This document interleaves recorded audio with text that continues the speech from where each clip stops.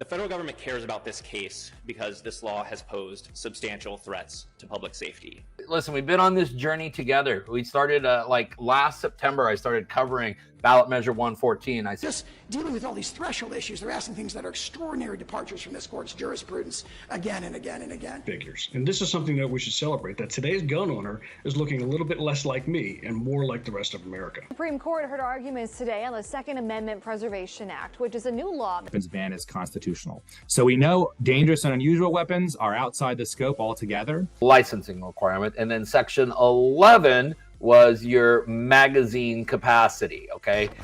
California mag ban. In a significant legal development, a federal judge declared California's ban on armed mags holding more than 10 rounds unconstitutional, deeming it arbitrary and capricious. The ban, implemented through a 2016 proposition, had undergone several appeals, culminating in the U.S. Supreme Court's 2022 ruling in New York State Rifle and Pistol Association versus Bruin.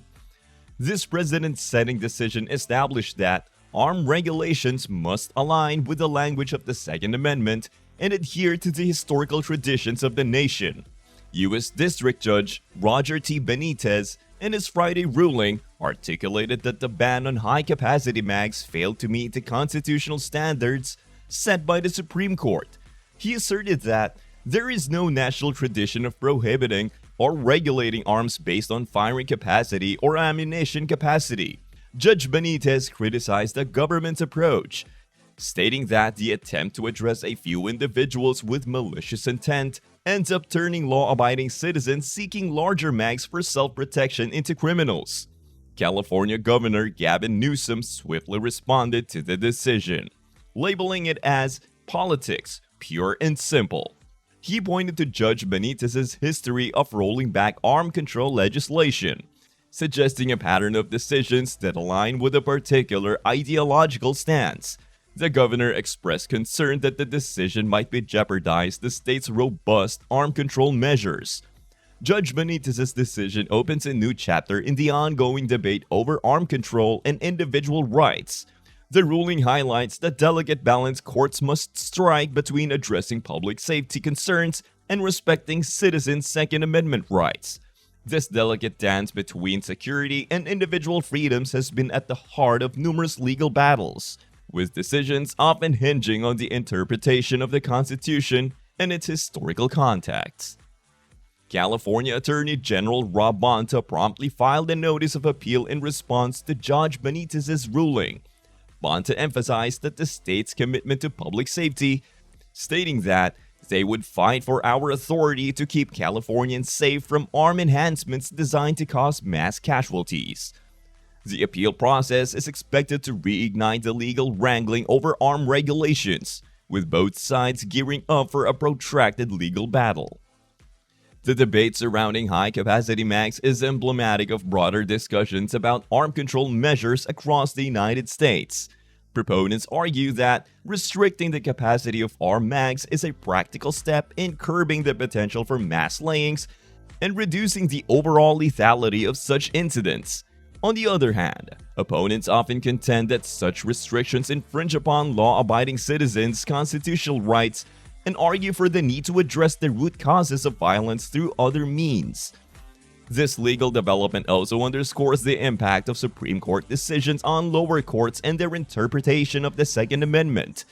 The 2022 ruling set a precedent that requires a careful examination of arm regulations, prompting judges to ensure that any restrictions do not stray from the historical traditions of the nation.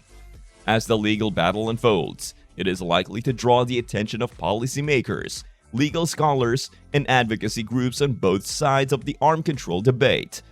The case could potentially contribute to shaping the future landscape of arm regulations in California and, by extension, influence discussions around arm control nationwide. Mag ban struck.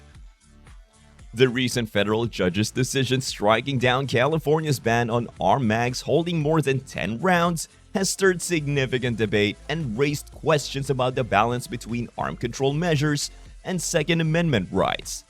The ruling, which deemed the ban unconstitutional as arbitrary and capricious, has ignited passionate responses from both proponents and opponents of arm regulations. The ban in question was enacted through a 2016 proposition in California, which aimed to restrict arm mags to a capacity of 10 rounds or less. The ban had undergone various legal challenges and appeals until it reached the U.S. Supreme Court.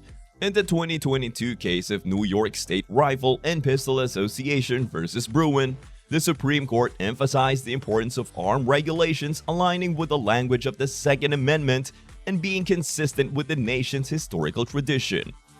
U.S. District Judge Roger T. Benitez, in his recent decision, declared the ban on high-capacity mags as failing to meet these standards. He argued that there is no national tradition of prohibiting or regulating arms based on firing capacity or ammunition capacity.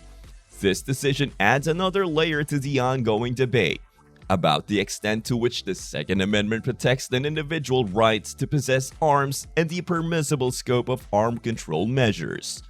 The injunction on the ban will be stayed for 10 days, providing a temporary window during which the ban will not be enforced. This limited time frame allows for potential legal challenges or appeals to be initiated. The decision has sparked reactions from various quarters, reflecting the polarized nature of the arm control discourse in the United States. Chuck Mitchell, the president and general counsel for the California Rifle and Pistol Association, welcomed the ruling, asserting that the clock is ticking on what he characterized as absurdly restrictive laws that, in his view, violate the Constitution. This sentiment underscores the perspective of arm rights advocates who often argue that such regulations infringe upon their constitutional rights to bear arms. Conversely, Billy Clark, a litigation attorney at the Giffords Law Center, expressed confidence that the decision would be overturned. He defended large capacity mag regulations as common sense and constitutional. This viewpoint aligns with the argument that reasonable restrictions on arm accessories, such as high-capacity mags, are essential for public safety without unduly impinging on Second Amendment rights. The clash between these perspectives highlights the ongoing struggle to strike a balance between preserving individual arm rights and implementing measures to mitigate the impact of armed violence. The legal landscape surrounding arm control remains complex, with courts often grappling with the interpretation of the Second Amendment and the constitutionality of specific regulations. California Governor Gavin Newsom criticized the decision, characterizing it as politics pure and simple, and highlighting Judge Benitez's track record of rolling back arm control legislation. This observation underscores the broader trend of legal battle shaping the landscape of arm regulations, with decisions often influenced by the political and ideological leanings of judges. In response to the ruling, California Attorney General Rob Bonta filed a notice of appeal, emphasizing the commitment to fight for our authority to keep Californians safe from arm enhancements designed to cause mass casualties. This signals the state's determination to continue the legal battle and underscores the broader national implications of the case, as the outcome could set a precedent for arm regulations in other states. Judge Benitez's arm ruling. The recent decision by Judge Roger Benitez to strike down California's ban on standard capacity mags reflects a long-standing legal battle over arm control in the state. This case has a history dating back to 2017, when Judge Benitez initially ruled against the ban, a decision later overturned by an en banc Ninth Circuit ruling. The case was then sent to the Supreme Court, where it awaited a resolution until the Bruin decision prompted further action.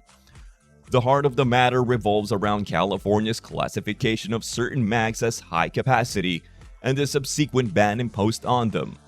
Judge Benitez, in his recent decision, declared this ban as clearly unconstitutional. He argues that removable arm mags, regardless of their size, are essential components of semi-auto arms. According to him, such mag falls within the constitutional declaration that the right to keep and bear arms shall not be infringed. The judge contends that millions of these mags, capable of holding 10 to 30 rounds, are commonly owned by law-abiding citizens for lawful purposes, including self-defense, making them presumptively protected by the Second Amendment. Judge Benitez asserts that there is no historical basis in American law or tradition for regulating arms based on their mag capacity or limiting the amount of ammunition one can possess. The federal government cares about this case because this law has posed substantial threats to public safety. Go do the reading yourself. The judge did get into very, very thorough, detailed. Predisposed to put criminals in jail. And finally, liberal district attorneys. Licensing requirement. And then section 11 was your magazine capacity, okay? In his concluding statements, Judge Benitez emphasizes the preservation of the freedom protected by the Second Amendment. He refers to the historical context where the adoption of the Second Amendment was a conscious decision by citizens who valued individual freedom, even with its inherent risks, over subservient security under a British ruler or the perceived safety of domestic lawmakers. According to the judge, the freedom our forefathers fought for is worth preserving, and any solution that compromises this freedom is an infringement on citizens' constitutional rights. This decision by Judge Benitez aligns with a broader debate on arm control in the United States, where balancing public safety concerns with individual rights has been a long-standing challenge. The ruling reflects a strict interpretation of the Second Amendment, emphasizing the right of citizens to access arms and related accessories without arbitrary restrictions. However, it is essential to note that this legal battle may not be settled definitively, as California officials, including Governor Gavin Newsom and Attorney General Rob Bonta, have expressed their intention to appeal the decision, ensuring that the case continues to unfold in the legal arena. The Supreme Court heard arguments today on the Second Amendment Preservation Act, which is a new law. Listen, we've been on this journey together. We started last September. I started covering Ballot Measure 114. The Supreme Court heard both sides of the argument for the Second Amendment Preservation Act on one side. Judge Ratio today has issued a permanent injunction enjoining all of Ballot Measure 114. California mag ban overturned. In a significant development, U.S. District Judge Roger T. Benitez has struck down California's ban on armed mags holding more than 10 rounds, declaring it unconstitutional, arbitrary, and capricious. The ban, enacted through a 2016 proposition, faced various appeals, culminating in the Supreme Court's decision to send the case back to lower courts following the 2022 ruling in New York State Rifle and Pistol Association versus Bruin. Judge Benitez, in his ruling, emphasized that arm regulations must align with the language of the Second Amendment and be consistent with the nation's historical tradition.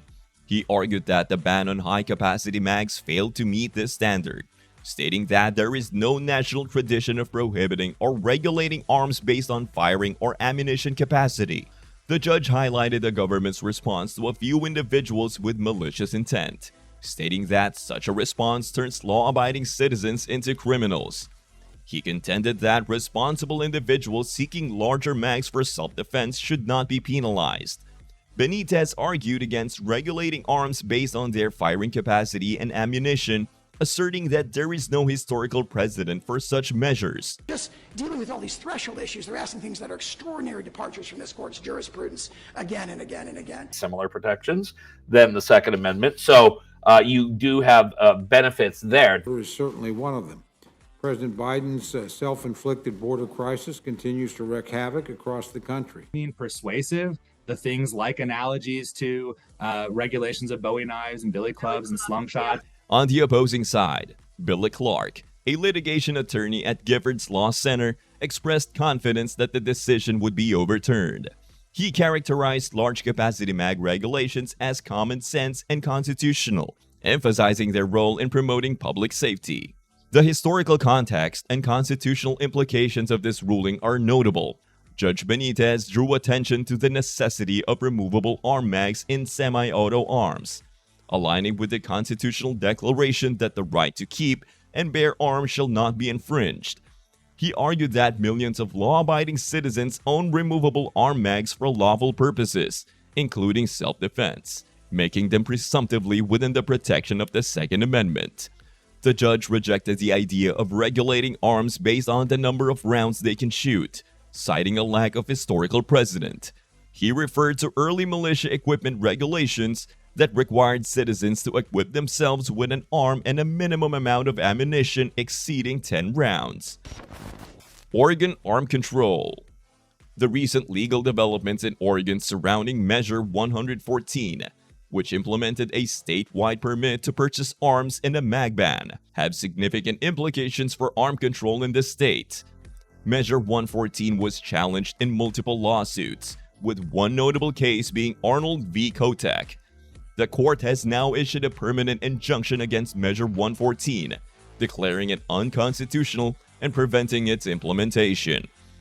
Measure 114, passed in Oregon, mandated that residents obtain a purchase permit to buy arms and imposed a ban on certain mags with a capacity exceeding 10 rounds. The legal challenge against it, led by arm owners and advocacy groups, argued that it violated the Oregon state constitution. The Arnold v. Kotek case specifically addressed these concerns, and after a series of hearings and objections, the judge has issued a final order, closing the case. The court's decision was based on the argument that Measure 114 placed an undue burden on the rights of current and prospective arm owners. Weapons ban is constitutional. So we know dangerous and unusual weapons are outside the scope altogether. Figures. And this is something that we should celebrate, that today's gun owner is looking a little bit less like me and more like the rest of America. Changed so significantly since 1791. So yes, just a bit, right? Uphold and defend the Constitution, and he's calling me and my industry, which provides the law enforcement and the military their fire. Declaring the 2022 ballot measure 114 unconstitutional. One key aspect to note is that the court's decision emphasizes the importance of protecting the rights of arm owners under the Oregon state constitution. The judge argued that Measure 114 would impose an undue burden on these rights and, therefore, deemed it unconstitutional. This legal precedent could have broader implications for future arm control measures within the state. As the case moves forward to the appellate level, it remains to be seen how higher courts will interpret the constitutional issues raised in the Arnold v. Kotek case. Depending on the outcome of the appeal, the landscape of arm control in Oregon could undergo significant changes, affecting both the permit requirements and mag capacity restrictions proposed by Measure 114. The legal battle will likely continue to draw attention from both proponents and opponents of arm control, making it a crucial issue for residents of Oregon and beyond. Update. The recent legal developments in Oregon surrounding Measure 114 have reached a significant milestone with the issuance of the final order by Judge Ratio. This final decision establishes a permanent injunction against Measure 114, solidifying the court's stance on the constitutional issues raised in the case. The implications of this decision are particularly crucial for arm owners in Oregon, as they now have a conclusive court order against the measure. Previously, preliminary injunctions provided temporary relief to arm owners, preventing the implementation of Measure 114. However, with the final order in place, the injunction is now permanent, offering a more concrete legal safeguard. This development underscores the gravity of the legal challenge mounted against Measure 114, emphasizing the constitutional concerns raised by arm owners and advocacy groups. During the legal proceedings, the Arnold v. Kotek case played a pivotal role in addressing the alleged violations of the Oregon state constitution. The court's decision revolved around the argument that Measure 114 imposed an undue burden on the rights of both current and prospective arm owners. The judge emphasized the constitutional right to lawfully possess arms for self-defense and protection against imminent threats of harm. The court found Measure 114 facially unconstitutional and justified the issuance of a permanent injunction under Oregon Constitutional Article 1, Section 27. This ruling reflects a strong commitment to protecting the rights of arm owners as enshrined in the state constitution. The legal precedent established by this decision could have broader implications for future arm control measures within Oregon. Despite the finality of the court's decision, the state of Oregon expressed its intentions to appeal the ruling. The appeal process involves the Oregon State Court of Appeals, consisting of 13 elected judges divided into 4 panels. The chief judge, who oversees the court, assigns cases to these panels.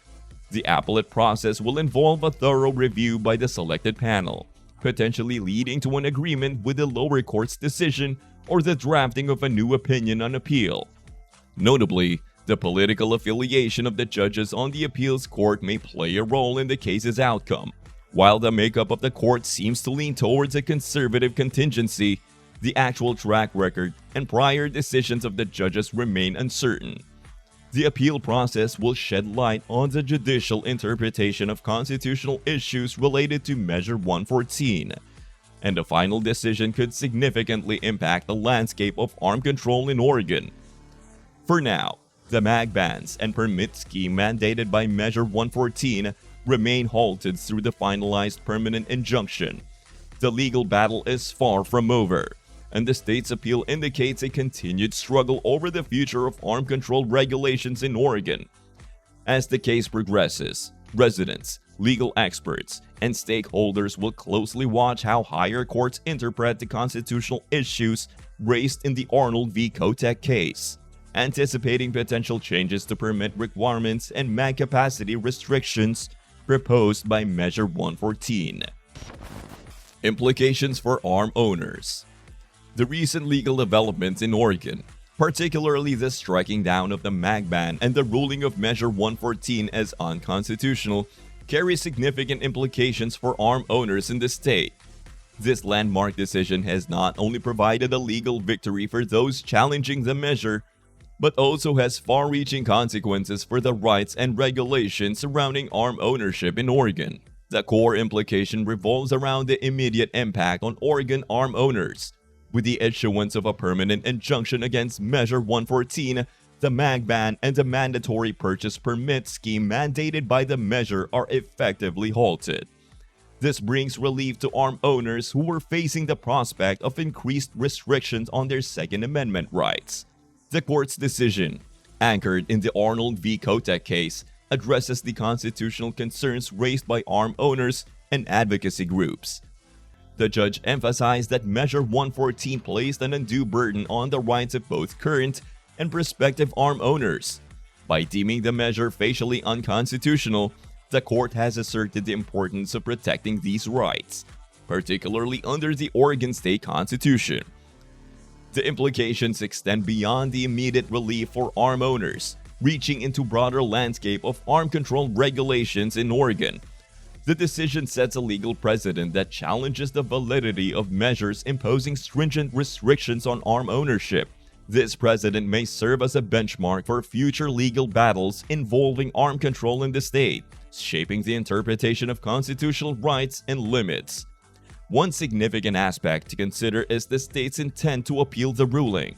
While the court's decision provides a sense of finality to the permanent injunction against Measure 114, the appeal process introduces an element of uncertainty. The Oregon State Court of Appeals will play a crucial role in determining the fate of the mag ban and purchase permit scheme. This dynamic legal process will likely draw attention from both proponents and opponents of arm control, making it a pivotal issue for residents and stakeholders alike. Understanding the appeal process is essential in grasping the trajectory of the case. The Oregon State Court of Appeals comprises 13 elected judges divided into 4 panels. The chief judge oversees the court and assigns cases to these panels. The selected panel will review the case, potentially agreeing with the lower court's decision or drafting a new opinion on appeal. The political affiliation of the judges on the appeals court may influence the outcome, adding a layer of complexity to the proceedings.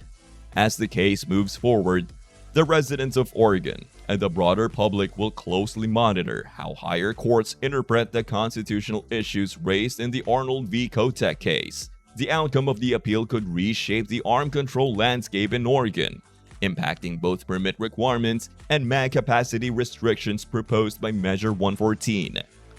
Beyond the legal intricacies, the decision has stirred public reactions and advocacy efforts. Arm owners, as well as those advocating for stricter arm control measures, are likely to express their views on the court's decision and the subsequent appeal. The case's resonance extends beyond Oregon. with potential implications for similar debates in other states grappling with the balance between individual arm rights and public safety concerns. That's all for this video, folks. See you next time.